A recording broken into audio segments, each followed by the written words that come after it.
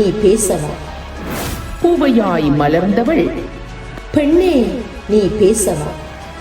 பூவையே நீ எழுந்து பெண்ணே நீ பேசவா? புதுமைகள் பேசிட அமைந்திட்ட களமிது. பெண்ணே நீ பேசவா? நெஞ்சத்தில் உள்ளதை நேர்கொண்ட எண்ணத்தை அஞ்சாது முன்னின்று பெண்ணே நீ பேசவா? அன்னையாய் தந்தையாய் அகில உலகம் போற்றிடும் தாயவள் பெண்ணே நீ பேசவா?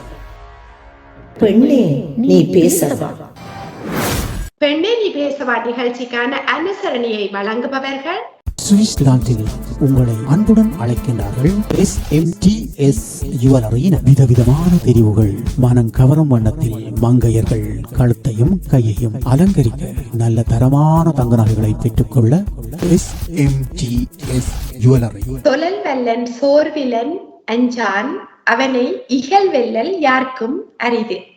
அதாவது தான் கருதியவற்றை நன்கு சொல்ல வல்லவனாய், சொல்லும் போது சோர்வு இல்லாதவனாய், அஞ்சாதவனாய் உள்ளவனை மாறுபாட்டால் வெல்லுவது யாருக்கும் முடியாது என்ற திருக்குறளோடு இன்றைய பெண்ணே நீ பேசவா நிகழ்ச்சியில் STS தமிழ் தொலைக்காட்சி அன்புறவுகளை சந்திப்பதில் மிக்க மகிழ்ச்சி அடைகிறேன். அனைவருக்கும் அன்பு வணக்கம். இன்றைய குரலுக்கு பொருத்தமான குண இயல்புகளோடு எமது நிகழ்வின் சிறப்பு அதிதியாக கலந்து கொள்பவர் திருமதி சாந்தினி துரையரங்கன் அவர்கள். இவர் யாழ் பல்கலைக்கழக ராமநாதன் நுண்கலை பீடத்தில் பரதநாட்டிய நுண்கலைமானி பட்டத்தை பெற்றுக் கொண்டவர். ஜெர்மனில் நடன ஆசிரியராக, கனகசபை கலாலயம் என்ற நாட்டிய கூடத்தின் நிர்வாகியாக 20 வருடங்களாக சேவையாற்றுகின்றார். அத்துடன் சைவ சித்தாந்த பண்டிதர், இளம் சைவ புலவர் பரீட்சைகளில் சித்தி அடைந்து பட்டம் பெற்றவராக இருக்கின்றார். ஜெர்மனில் 2005 SN தமிழ் பாடசாலையில் தமிழ் மொழியை கற்பித்து வருகின்றார்.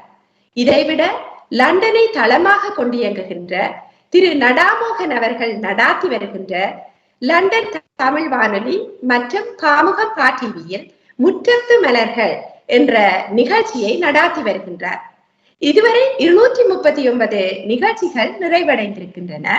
இவ்வாறு பன்முக ஆளுமையாக ஈடுபட்டிருக்கின்ற இவர் கட்டுரைகளை நல்ல கட்டிருக்கமான மொழியில் எழுத வல்லவராகவும் இருக்கின்றார்.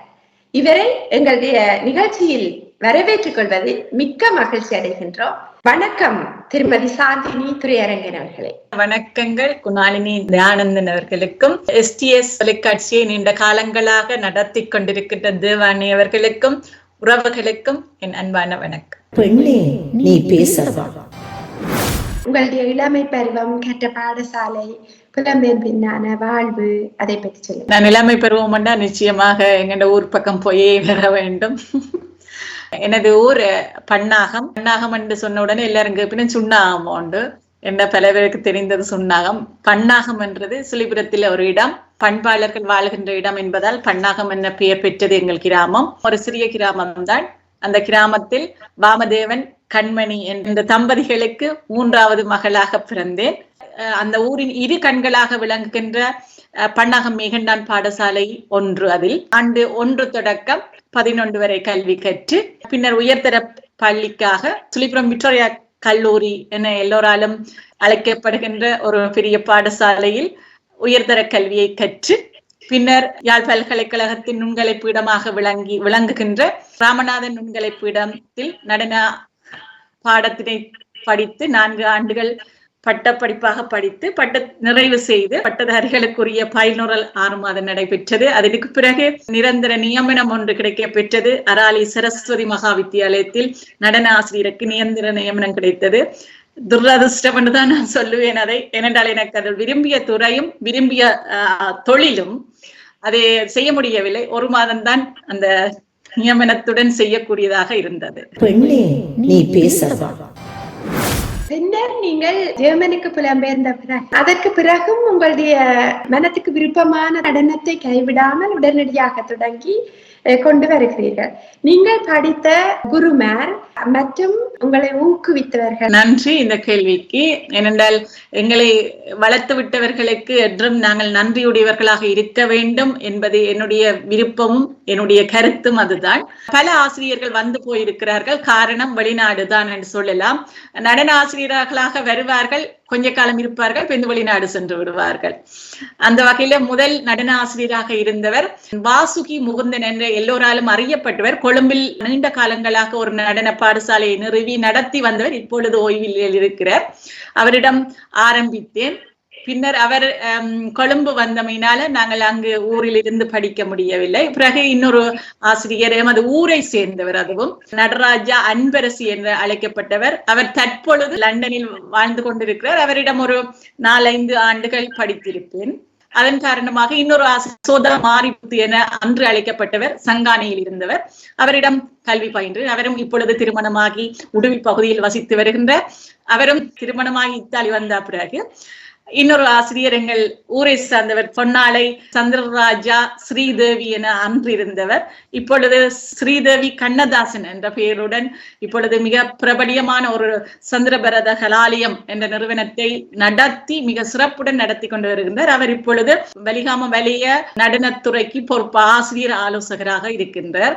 அவ்வாறு எனது நடனமானது பலரிடம் கற்று வந்து பல்கலைக்கழகத்தில் படிக்கும் போது பலரிடம் படித்திருந்தோம், பல விரிவுரையாளர்களிடம் படித்திருந்தோம். அது எங்களுக்கு கிடைத்த பாக்கியம் என்றுதான் நான் சொல்லுவேன்.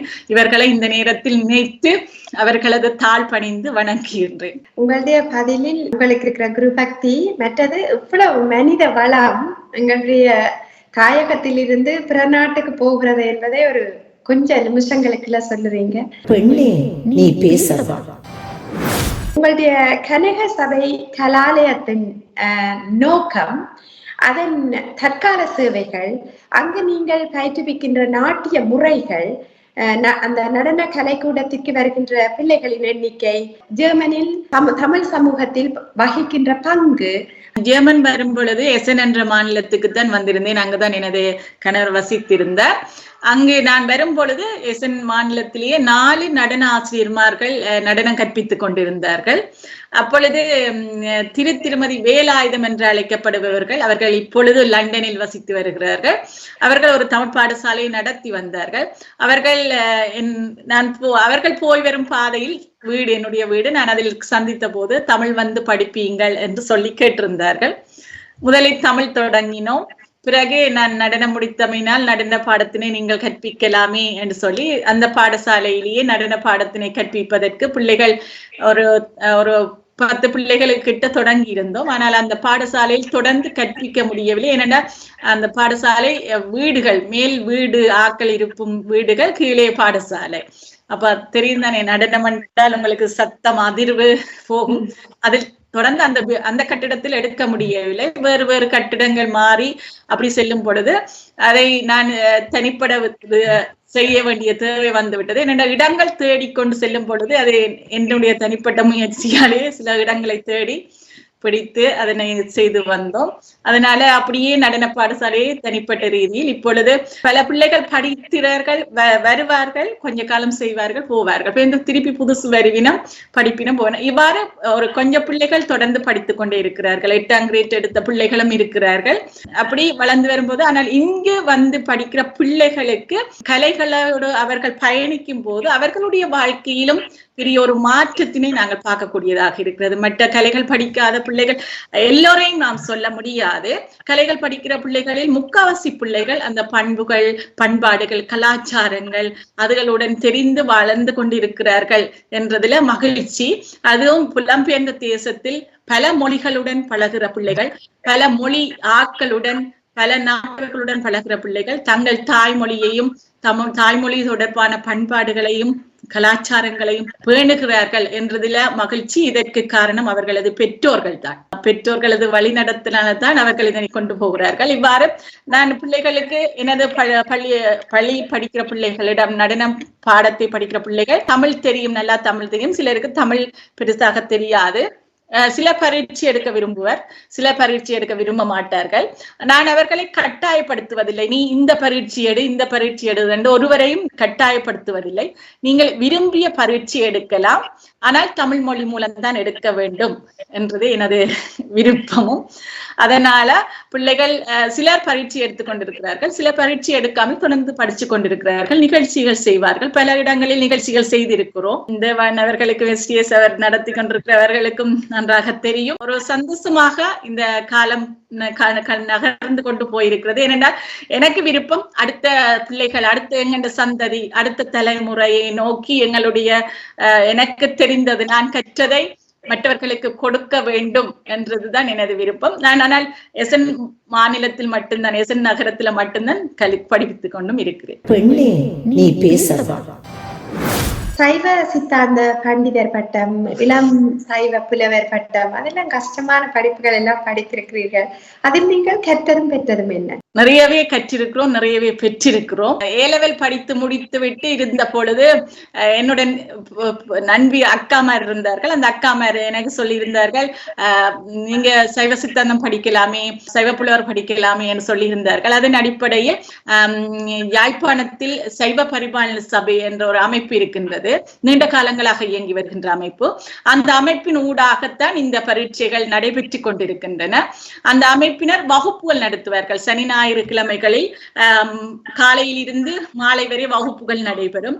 அதிலேயே பல பெரியவர்களிடம், பல புலவர்களிடம் கல்வி கற்றமையை நான் இந்த நேரத்தில் பெருமையாக பதிந்து கொள்கிறேன்.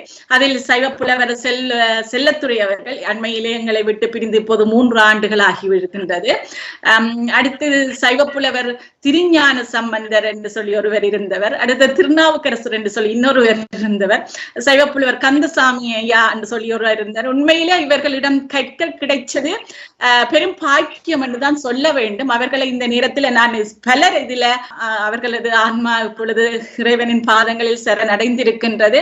அவர்களை இந்த நேரத்தில் இதயபூர்வமாக அஞ்சலித்துக் கொண்டு சிலர் வாழ்ந்து கொண்டிருக்கிறார்கள். சைவப்புலவர் நினைக்கிறேன் கந்த சஸ்தியதாசன் என்பவர் வாழ்ந்து கொண்டிருக்கிறார், லதீசன் சார் என்பவர் வாழ்ந்து கொண்டிருக்கிறார். இப்ப நன்றாக முன் உதாரணமாக வாழ்ந்து கொண்டிருக்கிறார். அவர்களையும் இந்த நேரத்தில் நன்றியுடன் பார்த்துக் கொள்கிறேன். நிறைய பெற்றிருக்கிறோம். சைவ சித்தாந்தம் என்றால் என்ன தூரம், அதுக்கு எங்களுக்கும் அதுக்கும் பெரிய தூரம் என்று நினைச்சினாங்க. அது தூரம் இல்ல. நாங்கள் தேவாரங்கள்ல படிக்கிறது தான் அதுல தத்துவமா பார்க்கிறோம் என்றதை நான் அதில் அறிந்து கொண்டேன். உண்மையில அது பட்டம் கிடைச்சது என்பதை விட அதுல பெற்றது நான் அதை பெரிதாக மதிக்கிறேன். நாங்கள் கற்றுக்கொண்டது, இன்னும் கற்க வேண்டும், இன்னும் தெளிவுகள் பெற வேண்டும் என்றதுல எனக்கு ஆர்வம் இருக்கின்றது. ஆனால் எங்களது கால ஓட்டங்கள் தான் அதை தீர்மானிக்க வேண்டும் என்று நினைக்கின்றேன். நீங்கள் சொன்னவர்களில் சைவ புலவர் செல்லத்துறை அவர்களை கோகிலா மகேந்திரன் அவர்கள் மதிப்புக்குரிய ஆசிரியராக அடிக்கடி குறிப்பிடுவதை கேட்டிருக்கிறேன். நல்ல தமிழறிஞர்களிடம் படிப்பது உங்களுடைய வாழ்வை அவ்வளவு செழுமைப்படுத்திருக்கிறது, குறிப்பாக உங்களுடைய மொழி செழுமை. பெண்ணே நீ பேசவா? தமிழ் சார்ந்த ஆக்கங்களை எழுத வல்லவராகவும் இருக்கிறீர்கள். தமிழ் பாடசாலையில் 20 வருட அனுபவங்கள். ஜெர்மனியில் இயங்குகின்ற எசன் தமிழ் பாடசாலை இவற்றிற்கு முக்கியத்துவம் கொடுக்கிறது. கலாச்சாரத்திற்கா, படிப்போதனைகளை தாண்டி பரிசுகளை வாங்குவதா, தனி தமிழ் மொழியை முன்னோக்கி கொண்டு போக வேண்டும் என்றால் என்ன நோக்கத்தை கொண்டாந்து இயக்குகிறது? எசன் தமிழ் பாடசாலை என்றது நாங்க இப்ப சுருக்கித்தான் சொல்றோம். அதனுடைய பெரிய பேர் எசன் தமிழ் மொழி சேவை கலாச்சார மன்றம், எசன் தமிழ் பாடசாலை. மன்றத்துக்குள்ள பாடசாலை பதியப்பட்டிருக்கின்றது. அது 1988ஆம் ஆண்டு நான் முதலே குறிப்பிட்ட மாதிரி திருமதி வேலாயுதன் தம்பதிகளால் உருவாக்கப்பட்டு எத்தனையோ போராட்டங்களுக்கு மத்தியில் அது நடத்தப்பட்டு இப்பொழுதும் தனித்துவமாக ஒரு செழுமையுடன் இயங்கி வருகின்றது. 36 ஆண்டுகளை கடந்து இப்பொழுது பல பிள்ளைகள் விரும்பி வந்து சேர்ந்து கொண்டிருக்கிறார்கள். 100 பிள்ளைகளுக்கு மேல் கல்வி கொண்டிருக்கிறார்கள். பிரிவு 1, 2, 3 என்று சொல்லி இருந்தது. இப்ப பிரிவு 1, 2 ஆண்டு 11, 12 படிக்கிற பிள்ளைகளும் இருக்கிறார்கள். இவ்வாறு நன்றாக இயங்கி வருகின்றது. தமிழ் மொழியை இங்கு பெற்றோர்கள் தங்கள் பிள்ளைகளுக்கு தங்கள் மொழி கொடுக்க வேண்டும் என்ற ஆர்வத்துடன் இணைந்து அதனை நடத்தி கொள்வார்கள். பெற்றோர்கள் தான் இதில் நிர்வகித்து வருகிறார்கள். இந்த நிர்வாகத்தை நிர்வகித்து வருபவர்கள் பெற்றோர்கள், பழைய மாணவர்களின் பெற்றோர்கள் தான் இதனை நிர்வகித்து வருகிறார்கள் என்றதும் ஒரு சிறப்பு. நீங்கள் கேட்டிருந்தீங்கள் கலாச்சாரத்தோட, நிச்சயமாக கலாச்சாரத்தோடையும் பண்பாட்டோடையும் மொழியோடையும் தொடர்புபட்டு கொண்டே இது வளர்ந்து கொண்டு வருகின்றது. படிப்புகள் இருக்குது, பரீட்சைகள் இருக்குது, விளையாட்டு போட்டிகள் இருக்குது, பேச்சு போட்டிகள் இருக்குது, சித்திர போட்டிகள், கலைத்திறன் எல்லா போட்டிகளும் அங்கு நடைபெற்று கொண்டிருக்கின்றன. இதுல பேச்சு போட்டி, சித்திர போட்டி, தமிழ்த்திறன் போட்டி என்றது வருடா வருடம் ஒவ்வொரு வருடமும் நடைபெறும். பிள்ளைகள் பேச்சுகள் பாடமாக்கி பேசி அவர்களுக்கு சான்றிதழ்கள் வழங்கப்படும், கேடயங்கள் வழங்கப்படும். விளையாட்டு போட்டிகள் நடைபெறுவது வழமை, ஆனால் அதை வருடா வருடம் என்று சொல்ல முடியாது. ஏனென்றால் சில வேளையில சூழல்கள் அமைவதில்லை அதுக்கேற்ற மாதிரி. ஆனால் பிள்ளைகள் எல்லோரும் விரும்பி அதை செய்கிறார்கள். கலை விழாக்கள், ஆண்டு விழாக்கள் நடைபெற்று கொண்டு வருகின்றன. நவராத்திரி, வருடா வருடம் நவராத்திரி செய்யப்படும், நத்தார் விழா செய்யப்படும். இவ்வாறு பிள்ளைகள் எங்களுடைய விழாக்கள், தமிழர் கலாச்சார விழாக்களோட சேர்ந்து போய்கொண்டிருக்கின்றது எங்களது பாடசாலை என்று சொல்லலாம். பெண்ணே நீ பேசவா? பாமுகம் முற்றத்து மலர்கள், அது ஒரு நேரலைக்குரிய ஒரு கேள்வி. வெறும் எதுவும் கதைக்கலாம். உங்களுடைய மொழி சரளமான மொழி, மிக சுவாரஸ்யமான கேள்விகள். நீங்கள் அதை அந்த நிகழ்ச்சியை கொண்டு போகின்ற லாவகமே தனியாக இருக்கும். நேரலை நிகழ்ச்சியாக நடத்துவதில் நீங்கள் முகம் கொடுக்கின்ற நெருக்கடிகள் என்ன? நிகழ்ச்சிக்கு அழைக்கப்பட்டவர்கள் உண்மையில் நினைக்கிறேன் ஒரு 239 நிகழ்ச்சிகள் செய்திருக்கிறோம். ஆனால் ஒரு 400 பேருக்கு கிட்ட இந்த நிகழ்ச்சியில் சந்திப்பிருப்போம். என்னென்ன தனிப்பட்ட நிகழ்ச்சிகளாக இல்லை, சில நிகழ்ச்சிகள் குழுவாக இருக்கும், சில நிகழ்ச்சிகள் பலரை அழைத்து கதைத்தது நிகழ்ச்சிகளாக இருக்கும். நீங்கள் கேட்டிருக்கீங்க சவால் என்று. தான் அதை சவால் என்று சொல்லுவதை விட வருவதை ஏற்று அதற்கேற்ற மாதிரி பதில்கள் கொடுத்து கொண்டிருக்கிறோம். அந்த நேரத்தில் தான் அது முடிவு செய்யப்படும். முன்னுக்கு நினைக்க இயலாது, இவர் இப்படி கதைப்பார், இப்படி நான் சொல்லுவேன் முன்னுக்கு ஒண்ணு நினைக்க இயலாது.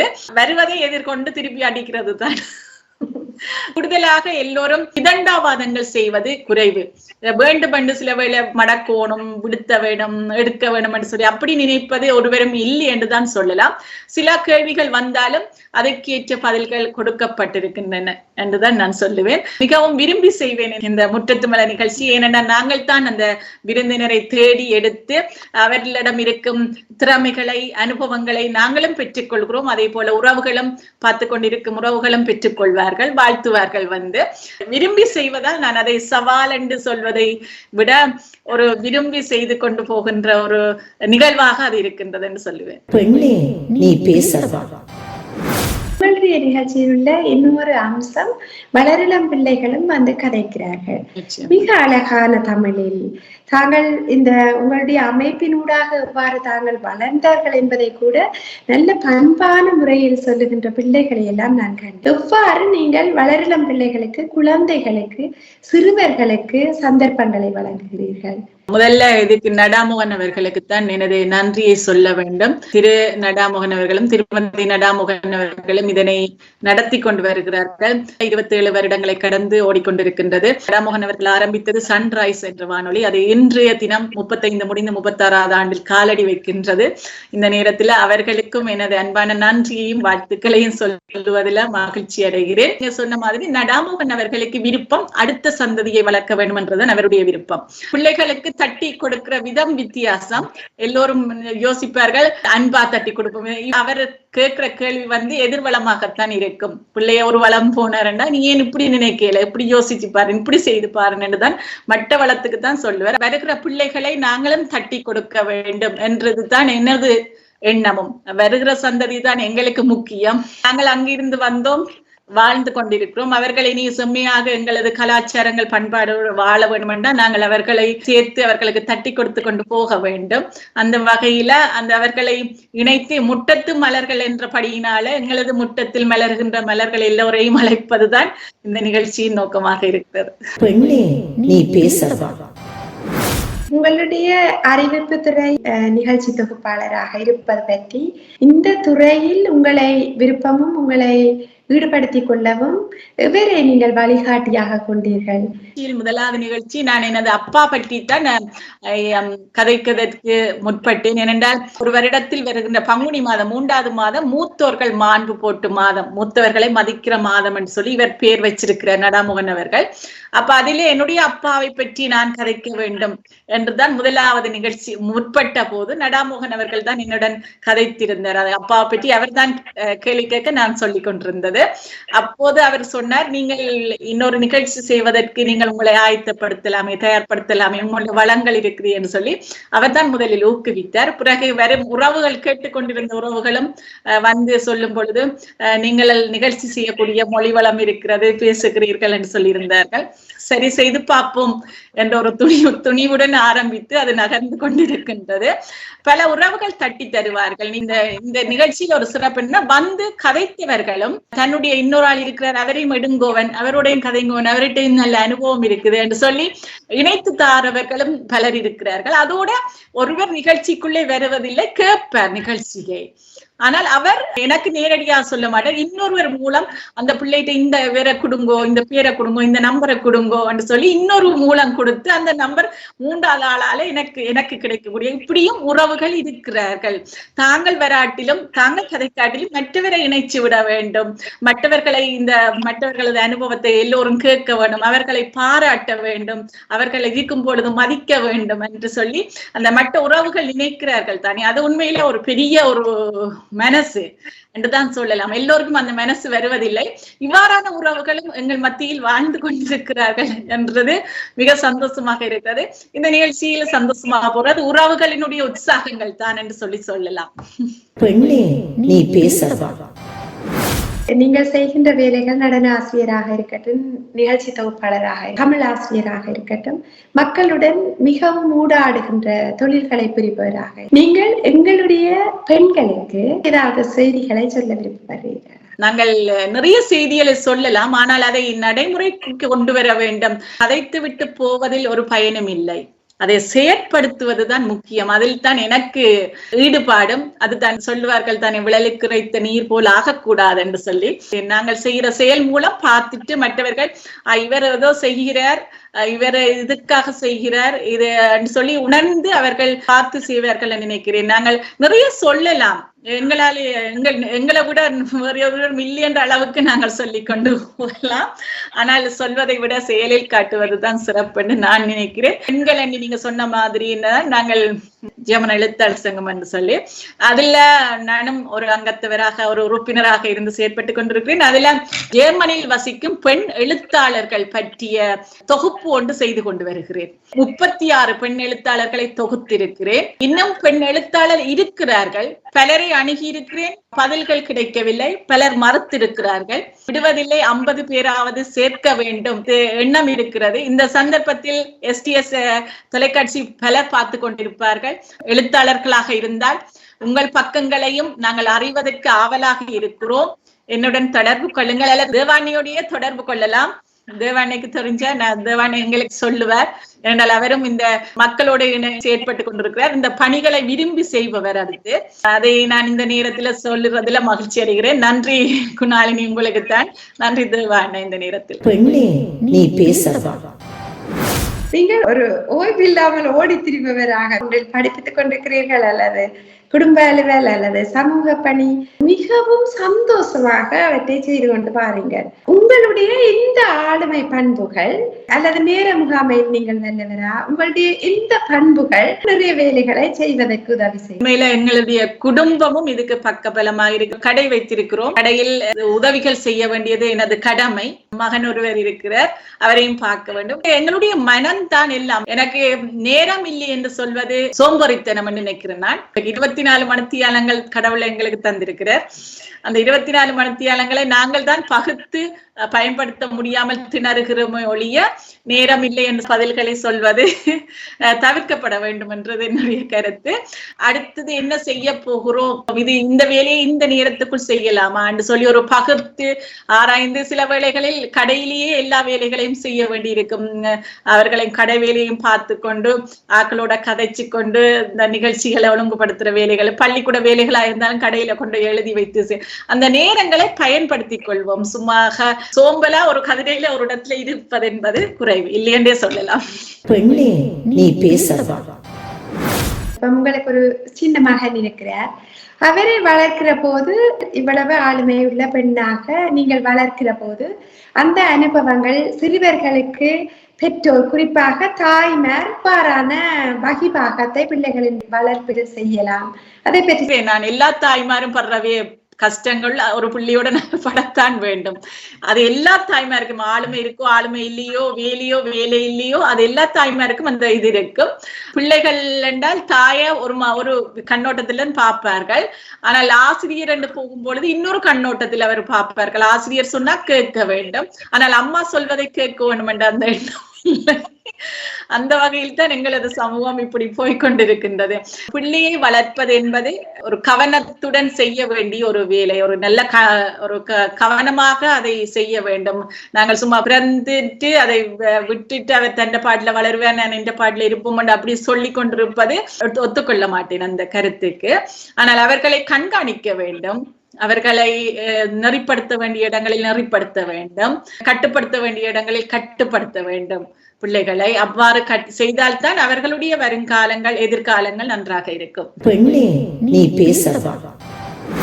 இந்த பெண்ணே நீ பேசவா நிகழ்ச்சியை நீங்கள் பார்க்கிறீர்கள். நீங்கள் கொஞ்சம் வித்தியாசமானவர். அப்படி பார்க்கும் போது நீங்கள் இந்த பெண்ணே நீ பேசவா நிகழ்ச்சியை பற்றி உங்களுடைய கருத்தாக எதை சொல்லுவீர்கள்? பெண்ணே நீ பேசவா நிகழ்ச்சி என்பது பெண்களை மட்டும் நீங்கள் அழைத்து செய்கிறீர்கள். உண்மையில தேடி எடுப்பது என்பது நாங்கள் இப்ப எல்லோரையும் செய்வதனால அது எனக்கு இலகுவாக இருக்கும் உங்களை விட நான் சொல்லுவேன். நீங்க பெண்ணே வா நிகழ்ச்சியில பெண்களை தேடி எடுத்து அவர்களும் வரக்கூடியவர்களை வர வைத்து செய்தீர்கள். சில எத்தனை பேர்கள் உங்களை மறுத்திருப்பார்கள் என்பது என்ன எனக்கு தெரியும். அது என்றாலும் உங்களுடைய நிகழ்ச்சி ஒரு தனித்துவமானது என்று சொல்லல. நான் STS தொலைக்காட்சியில் பெண்ணே நீ பேசுவான நிகழ்ச்சி தொடங்கியதிலிருந்து நான் பார்த்து கொண்டிருக்கிறேன். அந்த நிகழ்ச்சியை விரும்பி பார்ப்பேன். இன்று யார் பெண் வந்திருக்கிறார், எந்த துறை சார்ந்தவர் வந்திருக்கிறார், அவர் என்ன கதைக்கிறார்ன்னு சொல்லி முழுவதும் கேட்காவிட்டாலும் இடையில ஒரு தட்டியாவது கேட்டு விடுவேன். ஆக அந்த நிகழ்ச்சி தயாரித்து வழங்கி கொண்டிருக்கிறார்கள் STS தொலைக்காட்சி நிறுவன தேவராஜா அண்ணா அவர்கள் வழங்கி கொண்டிருக்கிறார். அதுக்கு நீங்களும் உங்களை போன்று முதல் தமிழரசிய காம் செய்திருந்தார்கள், அழகாக செய்து கொண்டு போறீர்கள். உண்மையில ஒரு பணி, இது ஒரு சுமையாண்டு நினைத்தால் நாங்கள் சுகமண்டு நினைத்தால் சுகமாகத்தான் இருக்கும் என்று நினைக்கின்றேன். அழகாக நடந்து கொண்டிருக்கின்றது. இன்று என்னை அழைத்து நீங்கள் இந்த நிகழ்ச்சியில சிறப்பிச்சிருக்கிறீங்க. உங்களுக்கு எனது சிறப்பான நன்றி. மிக அழகாக இருந்தது. உங்களுடைய மொழி வளம் மிக சிறப்பாக இருக்கிறது. பொருத்தமான கவிதைகள், பொருத்தமான திருக்குறள்கள், பொருத்தமான பழமொழிகளுடன் கொண்ட இதுகள் நடக்கிறது. என்ன சொல்லிக் கொள்கிறேன், சென்ற முறை நீங்கள் நடத்திய தமிழ் ஒரு திறனாய்வு செய்திருந்தீர்கள். அதுவும் STS தொலைக்காட்சியில் வந்த போது நான் அதையும் பார்த்திருந்தேன். அதுல எனக்கு பிடித்திருந்தால் நான் எனது கருத்தை அதில் பதிந்திருப்பேன். நீங்கள் அதை பார்க்கலாம் என்று நினைக்கின்றேன். STS தொலைக்காட்சியின் புரோகிராம்கள் பார்ப்பது வழக்கம். சப்ஸ்கிரைப் பண்ணி வச்சிருக்கிறது தேவான போட்ட உடனே அந்த வீடியோ எங்களுக்கு வந்து விழும், தேவான புது வீடியோ போட்டிருக்கிறேன்னு சொல்லி அதனால பார்த்து கொண்டிருக்கிறோம்.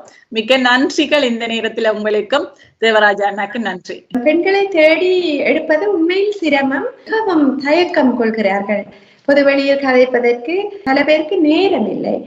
ஒவ்வொரு பெண்ணுக்கும் மிக பொருத்தமான ஒரு குரல் அல்லது பாரதியார் கவிதைகள் ஏதாவது ஒன்றை தேடி எடுத்துக்கொண்டு வருவது வழக்கம். இன்று உங்களுக்கு மிக பொருத்தமான ஒரு குரலே உங்களுக்காக அமைந்திருந்தது. உங்களுடைய மனவிருப்பத்துக்குரிய பாமுகம் டிவியில் ஒரு நல்ல நிறைவு தினத்தை கொண்டாடுகின்ற தினமாக இருப்பதை சொல்லியிருந்தீர்கள். STS தமிழ் தொலைக்காட்சி சார்பாக நாங்கள் உங்களுடைய நல்வாழ்த்துக்களை உங்களுடைய அமைப்புக்கு தெரிவித்துக் கொள்வதில் மிக்க மகிழ்ச்சி அடைகின்றோம். நீங்கள் இந்த நிகழ்ச்சியில் வந்து கலந்து கொண்டதற்கு நன்றி கூறி, இன்று எங்களுடைய நிகழ்ச்சியில் கலந்து கொண்ட ஒரு ஆளுமை போலவே அடுத்த வாரம் இன்னொரு மகத்தான ஆளுமையோடு உங்களை சந்திப்பதில் மிக்க மகிழ்ச்சி அடைகின்றேன். அன்பு வணக்கம். நன்றி. நன்றி, வணக்கம். பெண்ணே நீ பேசவா நிகழ்ச்சிக்கான அனுசரணையை வழங்கியவர்கள் SMTS ஜுவல்லரியின் விதவிதமான தெரிவுகள் மனம் கவரும் வண்ணத்தில் மங்கையர்கள் கழுத்தையும் கையையும் அலங்கரிக்க நல்ல தரமான தங்க நகைகளை பெற்றுக்கொள்ள SMTS ஜுவல்லரி. பெண்ணே நீ பேசவா பூவையாய் மலர்ந்தவள் பெண்ணே நீ பேசவா பூவையே நீ எழுந்து பெண்ணே நீ பேசவா புதுமைகள் பேசிட அமைந்திட்ட களமிது பெண்ணே நீ பேசவா நெஞ்சத்தில் உள்ளதை நேர்கொண்ட எண்ணத்தை அஞ்சாது முன்னின்று பெண்ணே நீ பேசவா அன்னையாய் தந்தையாய் அகில உலகம் போற்றிடும் தாயவள் பெண்ணே நீ பேசவா பெண்ணே நீ பேசவா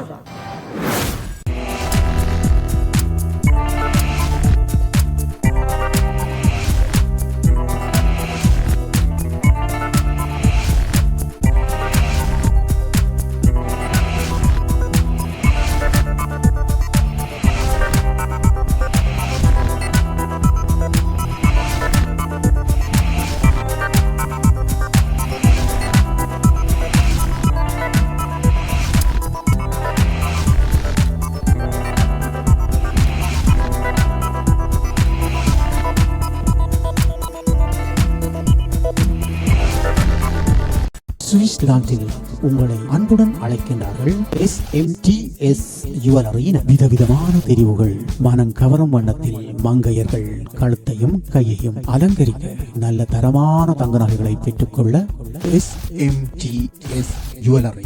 இல்லத்தரசிகளை அழகுபடுத்தும் தங்க நகைகளை பல விதவிதமான புது தெரிவுகளை நீங்கள் பெற்றுக்கொள்ள நாட வேண்டிய இடம் SMTS ஜுவல்லரி. சுவிஸ் நகைச்சீட்டு மூலம் இணைந்து கொண்டு ஆபரணங்களை பெறவும் ஓர் அரிய நல்ல சந்தர்ப்பத்தை வழங்குகின்றார்கள் SMTS ஜுவல்லர்ஸ். உலகில் அதிகம் புகழ்பெற்ற சுவிஸ் நாட்டின் ராடோ கடிகாரங்களை கைகளில் கட்டிவிட மாட்டோமா என்று எண்ணுபவர்கள் பலர். உங்களுக்கான ஓர் அரிய சந்தர்ப்பத்தை வழங்குகின்றார்கள் SMTS ஜுவல்லரியினர். மாதாந்தம் நீங்கள் 150 பிராங்குகளை கட்டுவதன் மூலம் 12 மாதத்தில் உங்கள் கைகளில் தருகின்றார்கள் ராடோ கடிகாரங்களை. SMTS ஜுவல்லரி தீபாவளி வரை 10% முதல் 60% வரை மலிவு விலையில் அனைத்து புடவைகளையும் தங்க நகைகளை 5% மலிவு விலையில் பெற்றுக்கொள்ள உங்களை அழைக்கின்றார்கள் SMTS ஜுவல்லரி. தொடர்புகளுக்கு 0765898091 0787152229.